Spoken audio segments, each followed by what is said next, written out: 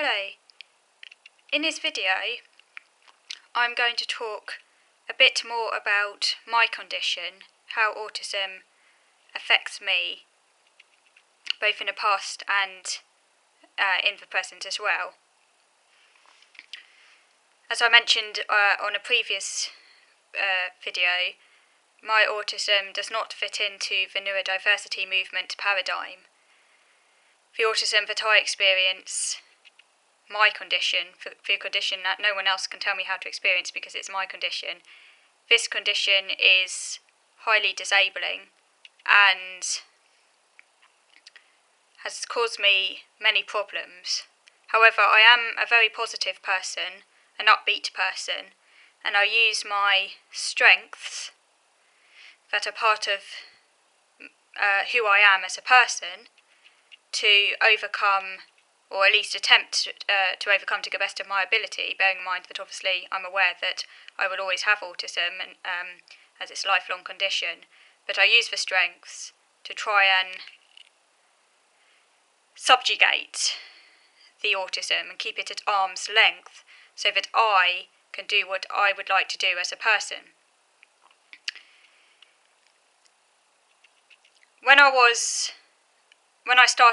During my school days, I was not considered to be an academic child at all. I had many learning difficulties, and consequently I was kept in the lower sets, and I needed a lot of support when I was at school to help me with learning.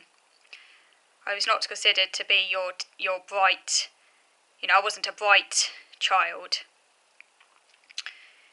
When I started primary school, the teachers called me an enigma because they didn't understand how they couldn't make sense of my incredibly uneven skills profile. I could read really, really well. I had a very good reading ability. My mechanical reading ability was in advance of my years. I learned to read very early before I started school. However, my comprehension lagged behind my chronological age by about 2 years, and this is what the teachers struggled to understand. Also, they couldn't understand why I didn't have any numeracy skills. When I started school, I didn't have any number sense at all. I didn't understand shapes, I couldn't do puzzles. Even puzzles for 2 to 3 year olds I really struggled with. This is what my parents were told on their very first parents' evening, when a teacher was told them how baffled she was by this incredibly uneven skills profile. She told my mum to go and buy early learning books from the Early Learning Centre to teach me basic numeracy, shapes, puzzles, and she also told my parents to try and interact more with the other parents to help me make some friends, which, needless to say, implied that their parenting was at fault and which my parents thought was incredibly patronising.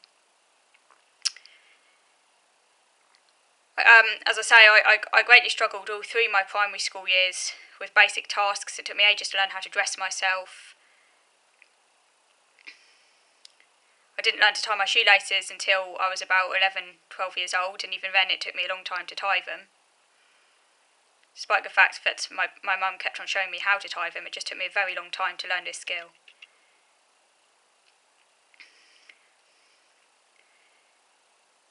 It wasn't until the end of my primary school years, when I was about in year 5, that the teacher finally brought in outside help and I got assessed, and this initiated the statementing process, which helped me get into a secondary school close to home. And I had some time-limited academic support with numeracy and comprehension, and also organisation, because I really struggled with organisation, keeping myself organised. I needed a lot of support with doing my homework, with organising my work, and I found it really hard to focus when I was at school, and I spent a lot of my time daydreaming or just messing around and not really focusing or concentrating, so I just found it so hard to focus and concentrate in the classroom. However, if I got really, really interested in something, for example, when I got very interested in the human body, when I was in year 6 at primary school, then I did focus and I paid great attention to what I was learning, and it went to the other extreme. And also, of course, I really struggled to make friends. And when I did play with other kids, I mainly played with kids who were a lot younger than me, because they were easier to play with than kids in my year group. I didn't know how to relate to other kids, so I often ended up annoying them or disrupting their play. I loved running. I would often run around the playground, pretending to be an aeroplane, with the wind rushing past my arms. I loved that feeling. Screaming my head off, annoying other kids. They tried to run after me, but I was too fast for them. I finally made a friend at primary school when I was in year 5, with another girl in my class, because friendship was very off and on, and more often than not I was not friends with her. But when I was friends with her, I went round to her house and she came round to mine, and we played games together. But I was very possessive, and I could only be friends with just one person at a time. So whenever anyone else tried to play with her, then I was no longer friends with her. And when by the time I got to secondary school, I lost all contact with her. I had a few friendship attempts during my early years at secondary school, which I've talked about elsewhere. But these friendship attempts, didn't work out. And by the time, a couple of months into secondary school, I was all on my own, no friends, and that stayed the case all the way through my secondary school years. Of course, it was at this point that I became very, very obsessed with the actress Kate Winslet, and when Kate Winslet had a baby, I became very obsessed with babies, which I'll talk about in another video. I think the Winslet obsession helped me get through my teen years, because it was a welcome distraction, and it helped it gave me a sense of order, and this helped to relieve my anxiety at a time when I was very isolated, because at least I could go home and spend all my time pursuing the Winslet obsession, which gave me, a lot of enjoyment, but also, it was, as I say, it was a very, very intense obsession, and also, therefore, led to a lot of anxiety, because there was always the fear that I might not be able to get hold of a Kate Winslet photo, or I might miss a Kate Winslet programme. But it did help me get through the teen years. No one expected me to do well at school. No one expected me to get good GCSEs. As I say, I was in a bottom set, so I was not an academic child. I was not considered to be particularly bright.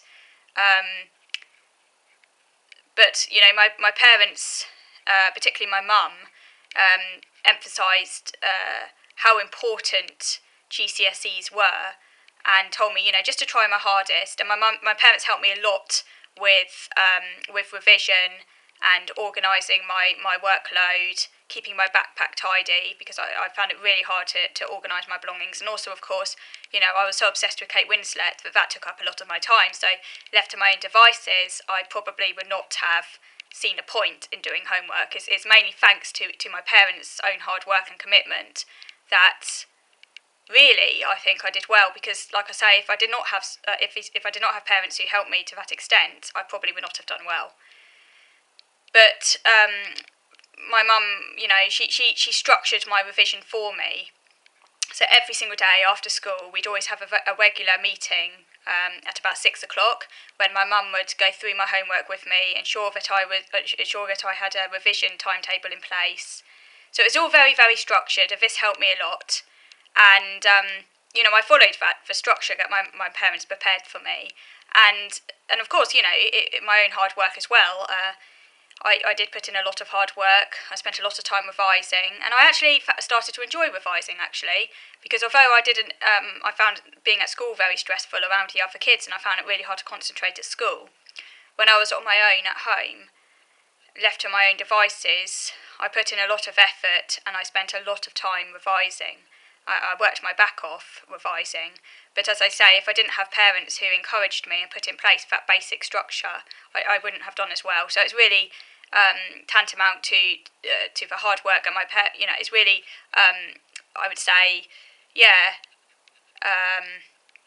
tantamount to the hard work my parents put in, and my own commitment. That's why I did well in my GCSEs and ultimately managed to go to university. That's not because I'm autistic. I did all those things despite the fact I'm autistic, because no one expected me to do well.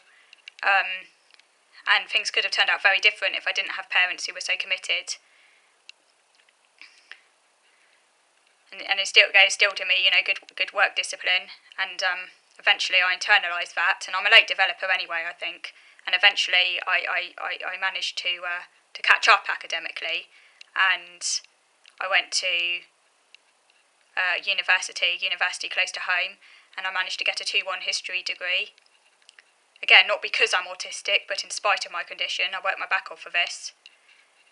And I'm very pleased.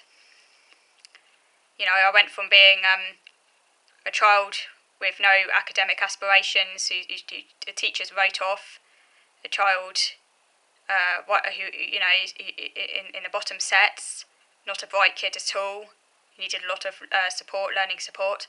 I went from that kid to someone who can now say I'm reasonably intelligent and I'm reasonably academic, and I've come a long way, and I think I've caught up a lot in that respect. So in that respect, I have. In at least one area, I've surmounted my condition. But like I say, it took a lot of hard work and commitment on my own side and on my parents' side to achieve this end result. Because as I've highlighted elsewhere in other videos, I don't. There's nothing inherently positive about my condition. About the autism that I have. I'm not talking about other people's autism. I'm talking about my condition, my autism, the autism that is unique to me. What really should be called Lansley syndrome, because no one else shares my condition. So it would be rather apt to name it after myself. The condition I have, the autism I experience, is mine and mine alone. There might be another person with autism who might do a video and come out with very different things. And that's because they're talking essentially about their own condition. No one can tell me how to think about my autism because they don't own my brain. I own my brain, I know what I experience, and that's why I want to emphasise in this video that my autism is a disabling type of autism. But I'm not a negative person, I'm a very positive person. Although I emphasise the deficits contained within the autism, I emphasise them mainly to show how my strengths of character, my determination, my commitment, my motivation have all helped me to surmount the condition, and I'm continually trying to surmount the condition to the best of my ability. And every time I do something that someone with autism is not supposed to do, I can pat myself on my back, and because I've achieved that despite my condition, not because of my condition. And that's all down to my strength of character. The fact that I keep fighting every day to do things. And obviously it's not easy.